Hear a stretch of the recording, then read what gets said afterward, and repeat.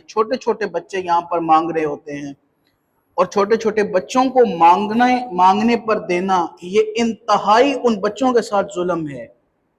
یہ فقیر ابن فقیر ہیں، یہ اس بات کو سمجھیے۔ فقیر ابن فقیر کیا ہے؟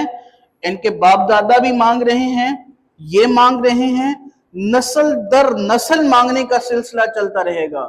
احباب گرامی کو چاہیے وہ توجہ کریں اس بات پر، ہر مانگنے والے کو نہ دیا جائے۔ اور ایسے صاحب کو آپ دیکھیں کہ یہ حاجت مند ہے لیکن مانگ نہیں رہا، اس کو دینا شرعاً جائز ہے، آپ اس کی مدد کریں، آپ اس کو سپورٹ کریں، لیکن یہ جو جناب مساجد میں، مساجد کے باہر سلسلہ ہے، ایسے لوگوں کو یہاں سے ہٹایا جائے، دور کیا جائے، اور ان کی حوصلہ شکنی کی جائے، ان کی حوصلہ افزائی نہ کی جائے۔ اور یہ اگر ہم نظام اختیار کریں گے تو وہ بچے جو آج مانگ رہے ہیں، ہم ان کے مستقبل کو روشن کر سکتے ہیں۔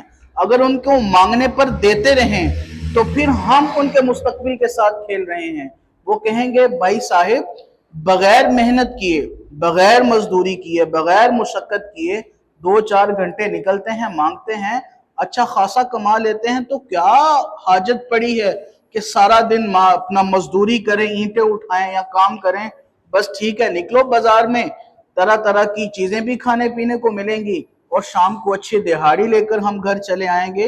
اگر یہ ان کی ذہن سازی ہم بنا دیتے ہیں، ان کا مائنڈ سیٹ کر دیتے ہیں، تو میرے بھائی، میرے عزیز، میرے دوست، میرے محترم، میرے نمازی صاحبان، ہم ان کے ساتھ بھلائی نہیں کر رہے، ہم ان کے ساتھ خیر کا کام نہیں کر رہے، ہم ان بچوں کو کہہ رہے ہیں بھائی لگے رہو، آپ مانگتے رہو، ہاں ہم آپ کو سپورٹ کرتے رہیں گے۔ اگر آپ چاہتے ہیں آپ چھوٹے چھوٹے بچوں کے ساتھ خیر خواہی کریں، آپ ان کے مستقبل کو روشن کریں، ان کو بازو سے پکڑ کر سمجھائیں بیٹا مانگنا درست نہیں ہے، مانگنا جائز نہیں ہے، یہ میری اور آپ کی ذمہ داری ہے۔